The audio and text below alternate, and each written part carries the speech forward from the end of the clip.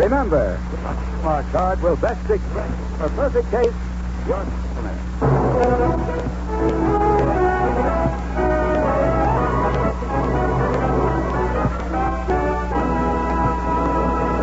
The makers of Hallmark greeting cards bring you an exciting story of mystery and intrigue starring Claude Rains.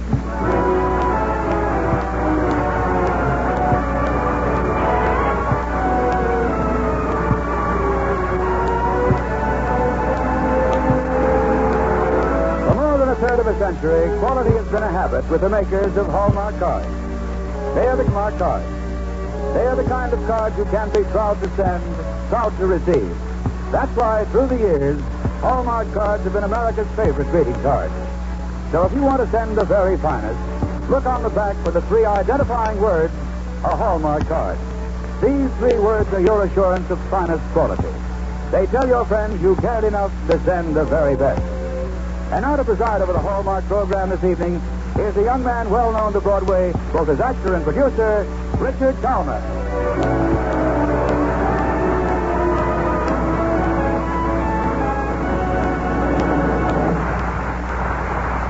Thank you, Tom Shirley, and good evening, ladies and gentlemen. If ever a man knew his own mind, it's Claude Rains. Where most actors would gladly roll a hoop from Broadway to Hollywood for a picture contract, Claude Rains kept saying no until they told him that they had just the part for him. The lead in The Invisible Man. And where another actor would have been indignant at this insult to his profile, Claude Rains took the part and scored a big hit in it. And where a lot of successful movie actors loll around marble swimming pools, Claude performs manual labor on his Pennsylvania farm. He's come up from that farm to be with us tonight. And we know our own mind about that. We're glad. The Hallmark program proudly presents Claude Rains in Murder in the Big Bowl by Anthony Abbott.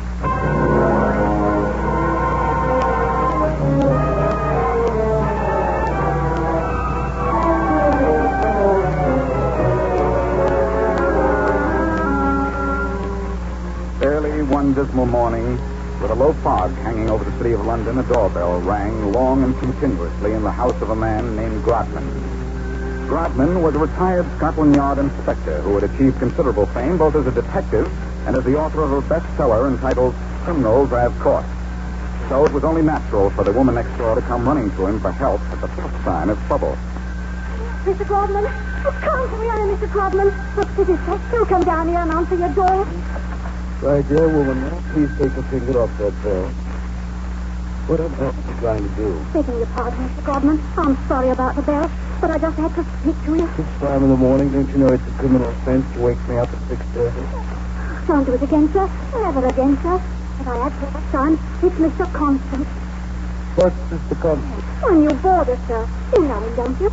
That nice young man from the West End. What about him, Mrs. Barrett? Oh, it's awful, Mr. Grodman. You must come over and see him right away. He's dead, poor chap. Dead. Well, if he's dead, why should I come over and see him? I'll be straight calling the doctor or the police. You're the police. I'm not anymore, Mrs. Adam. I've been with the yard for 2 years now. Calm yourself and get in touch with an undertaker. Oh, I can't do anything, Mr. Grodman. You know I'm mortally afraid of the dead. Oh, won't you help me? All right, I'll help you. Bless. Give me a chance to get in some clothes and I'll be over at your place in 5 minutes. Thank you ever so much, Mr. Grodman. But if it's just the same to you, I'll wait for you right here.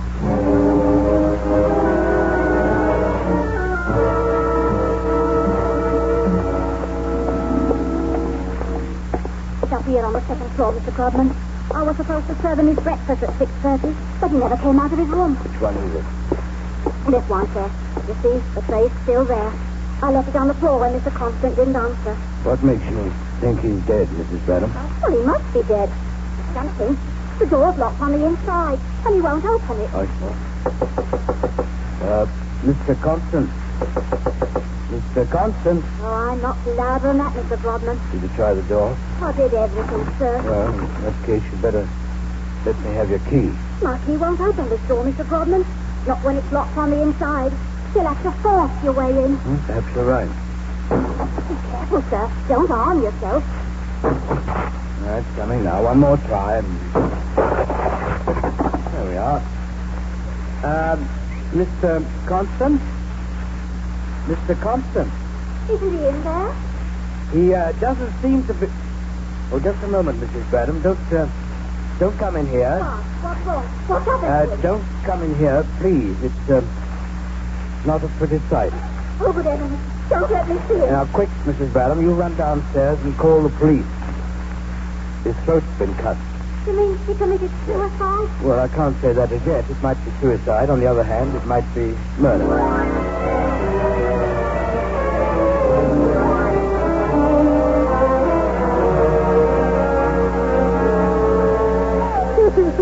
Oh, the pity of it, Mr. Grotman.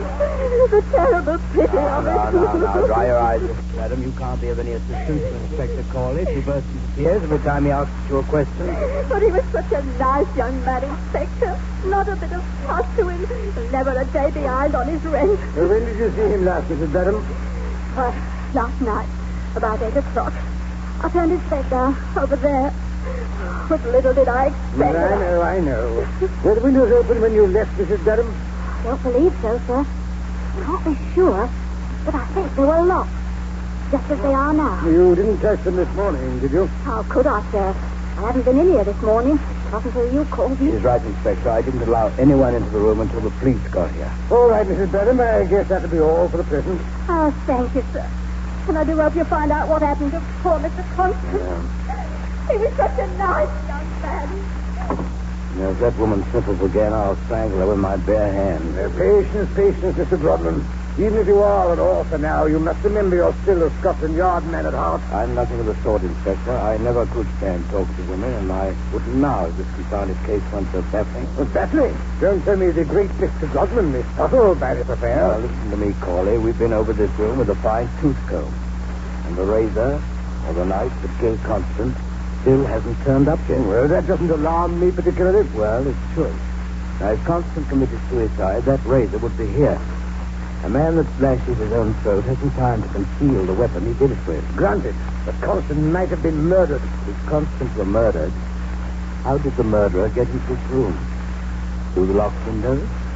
Or through the door I had to break down? Well, I fail to see your point. You usually do. No, Grobman, don't be sarcastic. After all, this isn't your case. And in spite of the high opinion you have of yourself, the Yard still manages to function without you. Don't change the subject, Corley. This isn't a matter of personal rivalry anymore, now that I've left your organization. Sorry to contradict you, but you didn't leave the Yard. You were retired. The old man and I were afraid you were slipping. That's why we retired you, so you could sit at home and write books. Well, it wouldn't hurt you to read some of those books, especially at a time like this. No, don't worry, Godwin. I'll handle this case myself, thank you. Solve it according to my usual methods. Very well, Mr. Inspector. I'll bow out. But if you handle this case according to your usual methods, I doubt if you will ever solve it.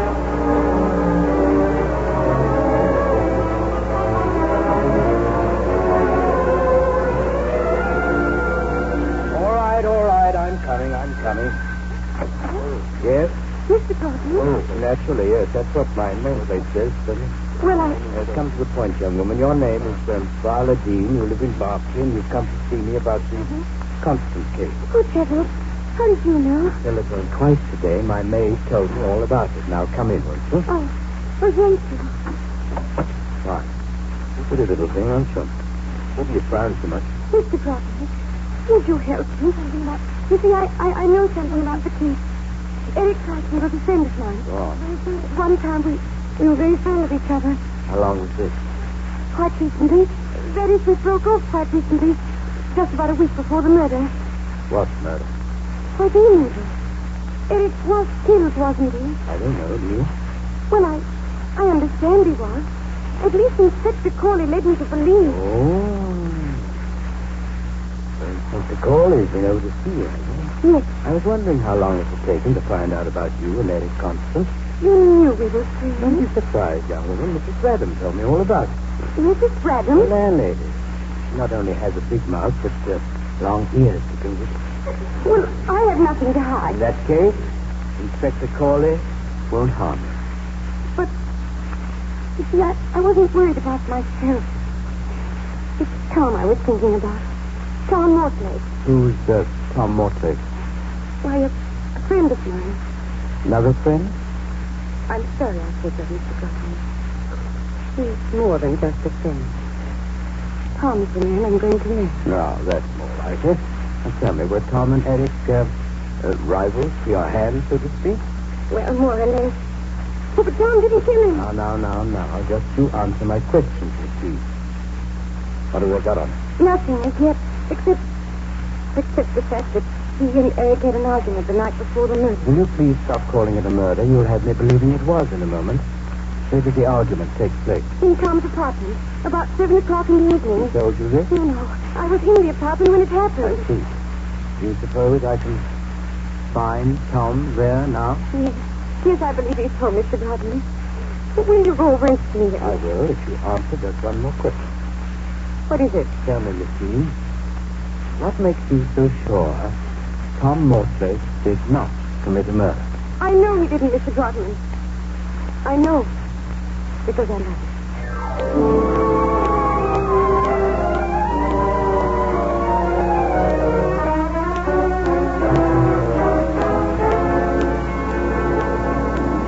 It was a mistake, Mr. Grodman, a stupid mistake, and there's nothing I can do about it now. Oh, I wouldn't say that, Tom. If a man lies to a police inspector, he has a right to rectify that lie. Don't you see, sir? It won't do any good. I shouldn't have lied in the first place. Why did you?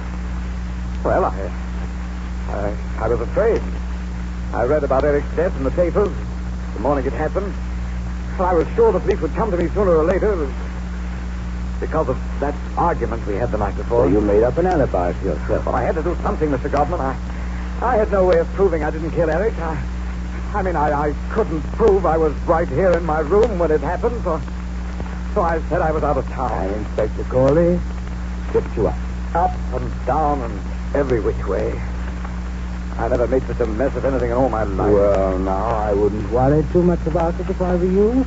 As long as you're not hiding anything else from me. You're not, are you? Well, there is just one more thing I hadn't told you. I used to live in Mrs. Braddon's rooming house. When was this? Oh, about 6 months ago. I had the same room Eric was in. Well, I must say, that's a strange coincidence. Coincidence? It's worse than that, Mr. Godman. Unless you can help me, it's the one thing that's going to put a noose around my neck. Don't be a fool, Tom. This is England. You won't hang for a murder you didn't commit. Mortlake? Yes? Open up, Mr. Mortlake. Inspector Corley here. Just a moment.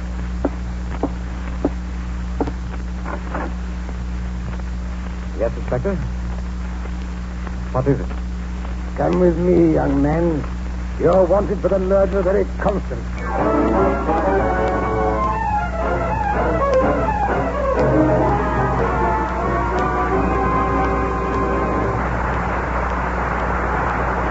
Claude Rains will be back in just a moment with the second act of tonight's Hallmark drama from the pages of the Reader's Digest, America's favorite magazine. And now, here's Dick Almer. You know, when a woman is seated in a restaurant, she almost always drapes her coat over the back of the chair. And I wonder if you've ever noticed how many other women casually glance at the label in her coat. Yes, most everyone notices labels. In greeting cards, too, it's natural for folks to look on the back for the mark of the maker. And when you send or receive a card identified by the word a Hallmark card, you can be proud of it. Those 3 words are a sign of outstanding quality.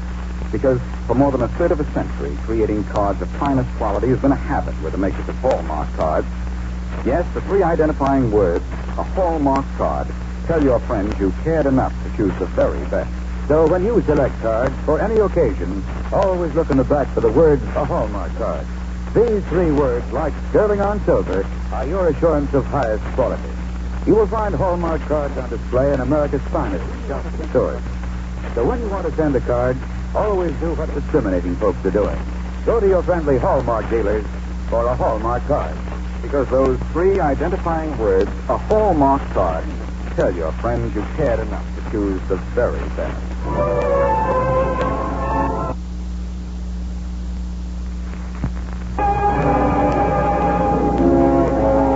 Standing on opposite sides of a wire screen, Tom Mortlake and his visitor, Mr. Grodman, converse as best they can in the prison where the young man is being held for murder.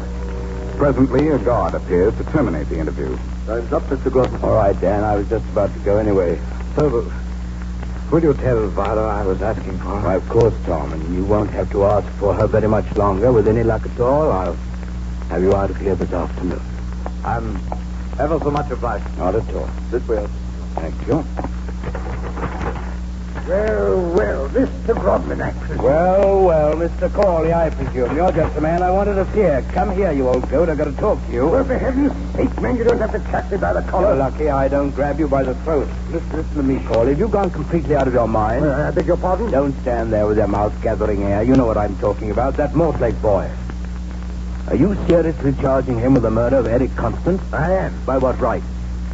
You can't even prove a murder was committed. Well, perhaps I can't just now, but I shall by the time we go to court. Court? You have the audacity to go to court on the flimsy thread of evidence you've strung together? It's not as flimsy as you think, Rodman. Mortlake had a key to the murdered man's room. Oh, he killed him with it, I suppose. No, he didn't kill him with it, but he might have used it to sneak into Constance's room and lock the door from the inside. Nonsense. If Mortlake had locked himself in, he couldn't have gotten out. Well, not necessarily. There's such a thing as leaving through a window and locking it from the outside. Have you ever performed this feat of legerdemain? No, but there are people who can. As a matter of fact, I plan to have one in the courtroom when we go to trial. Corley, you're deliberately trying to frame this boy on insufficient evidence, and if you persist in going to court, I shall disgrace you in public. I don't believe you can, old man. Either as Grodman the author or as Grodman the former inspector of Scotland Yard. Listen to me. On page 1 of my book, you'll find 3 questions which must be answered before a murder can be solved. When? Where? How? Now, do you know when this so-called murder was committed, Mr. Inspector? Well, approximately, yes. What time? Well, according to the coroner's report, the time of death was established at 7 o'clock in the morning. You're quite sure it was 7 o'clock? Positive. I see. Well, now, if that's true, Tom Mortlake wouldn't have had time to commit the murder and get away without being seen. Why? Because at 7 o'clock on the morning in question, I had already broken into the dead man's room.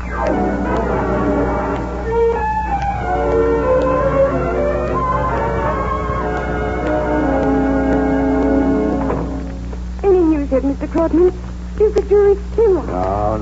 No, Miss Dean, don't worry about the jury. It takes time to deliberate a case of this sort. After all, a man's life is at stake. Oh, Mr. Grodman, if anything happened to Tom, I think I could die. Now, don't talk that, my girl. From a professional standpoint, the trial's been a farce from beginning to end. You think so? Why, of course. The Crown didn't prove anything. A lot of hocus-pocus about locking a door from the outside. Grandstand play, that's all that is. But suppose it works. It cannot work. Without the murder weapon, Corley hasn't got a leg to stand on, and that's why he put on such a big show. To save his skin at the yard. The old butterhead. If he hadn't his sense, he never would have taken the case to trial. I heard you, Mr. Grodman. Well, I'm delighted you did, Mr. Inspector. If you'd listened to me in the first place, you might not have had all this trouble. What trouble? Don't lie to me, Corley. It doesn't become you. You know very well this Mortlake affair will finish you at the yard. You still think he's innocent, Grodman? Innocent? I'll stake my professional reputation on it. You'd better not. Tom Mortlake was just convicted of murder.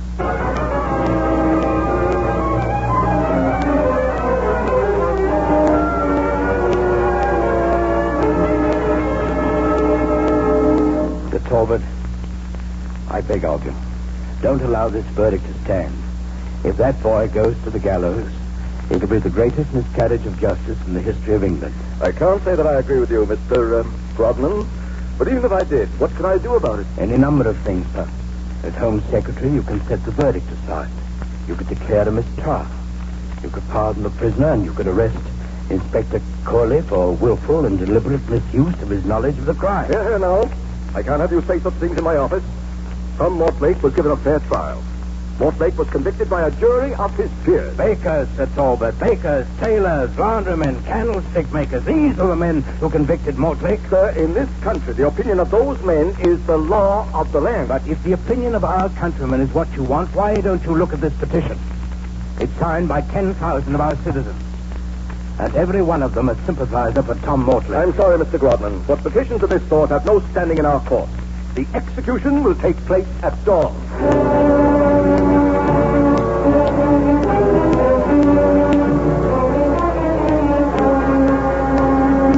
Cup of tea, Mr. Grodman? Thank you, Mrs. Bradham. want me to make it? Not at all, sir.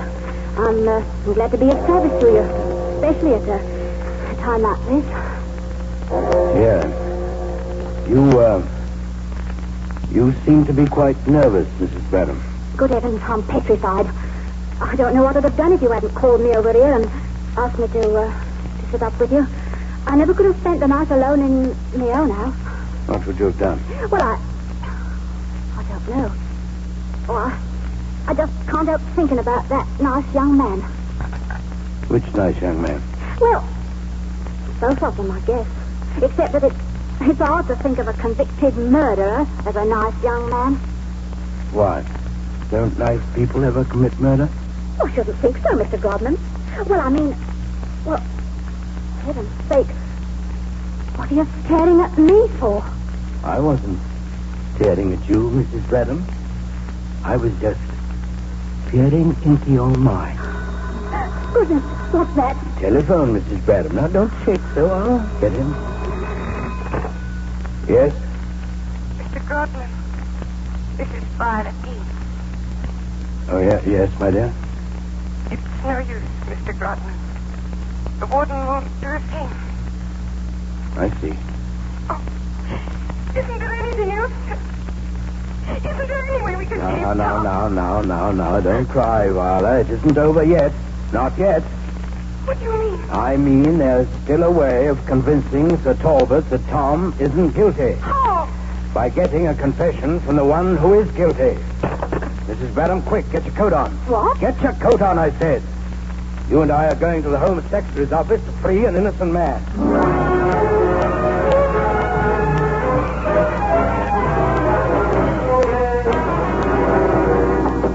Open up in there. Open up. Good heavens, Robin, what's the meaning of this? Oh, stand aside, Mr. Corley. Mrs. Bradham and I have got to see Sir Talbot. See me at a time like this? We've got our hands full tonight. Yeah, but I've solved the murder, Inspector. I know who did it and exactly how it was done. Robin, will you get out of here? What's the matter with you, Mr. Corley? Don't you want to see justice done, or are you afraid it'll ruin your reputation at the Yard? Oh, you blackguard, you're stalling for time. You haven't any new evidence. Haven't I? Mrs. Bradham? Show him the razor. What razor? This one, sir. Why, what on earth is that? That, Sir Talbot, is the murder weapon. The razor that killed Eric Constant. An examination of the bloodstains will prove it beyond any doubt. Where did you get this, Grodman? I found it in a coat pocket of the suit I was wearing on the morning of the murder.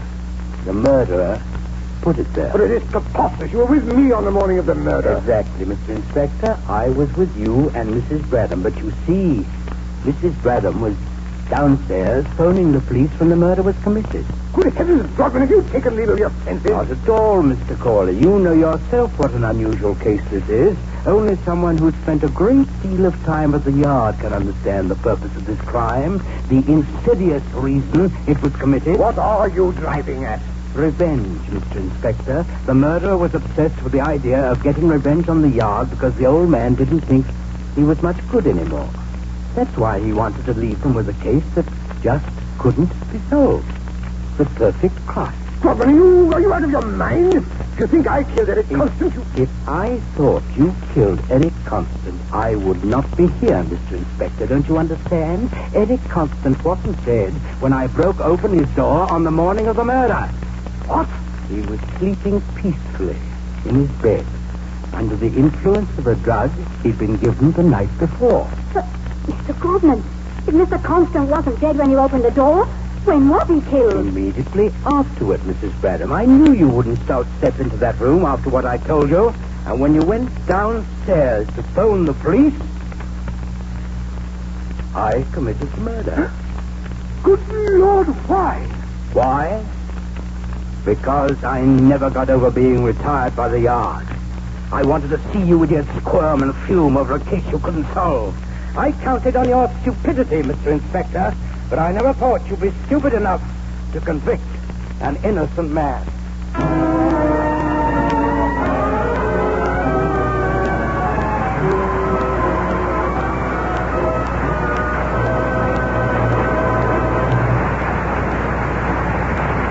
Thank you, Claude Rains, for an exciting performance. You know, ladies and gentlemen, Mr. Rains was born in London, not very far from the scene of tonight's Hallmark drama. but many years ago he became a naturalized American citizen. I've sometimes wondered what prompts a man to do that, and now I have an opportunity to find out. Would you mind telling us, Claude? Yeah, I'll tell you what prompted me, Dick. It's quite simple, really. I love this country. I think there's a kind of special devotion that a man gives to the nation of his own free choice. I feel a great deal the same way about America as the celebrated French writer André Maurois feels about America, as he expressed it in the Reader's Digest. I embrace America. I salute its courage and audacity, its kindliness and goodwill, its turbulent energy and unquenchable zest. I love America because I find here freedom and discipline. Crises that drive other people to revolution are solved here by orderly, democratic methods. I think I love your country because it is the great hope of mankind. I surrender my affections to America because of its unconquerable habit of laying down its life and treasure to maintain the forces of good in the world. Against the warm earth of America, fertile with new strength and promise, I lay my heart to beat.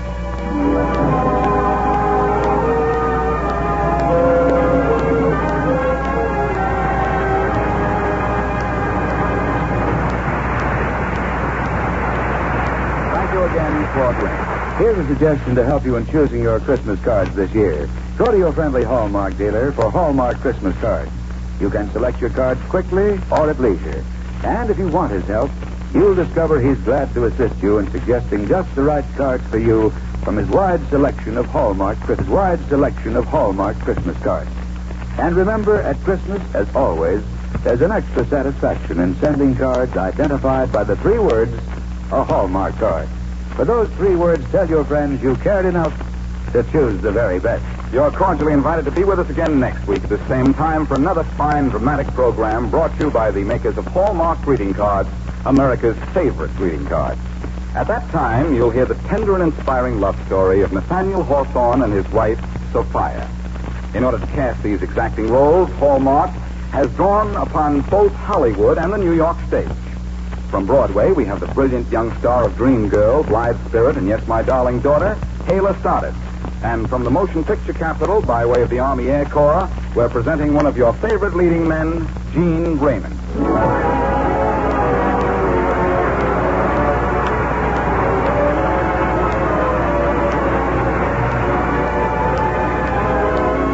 Claude Rains can currently be seen in the Warner Brothers picture Deception.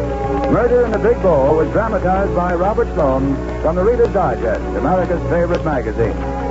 The Hallmark program was directed by Mark Loeb, with music especially composed by Jack Miller.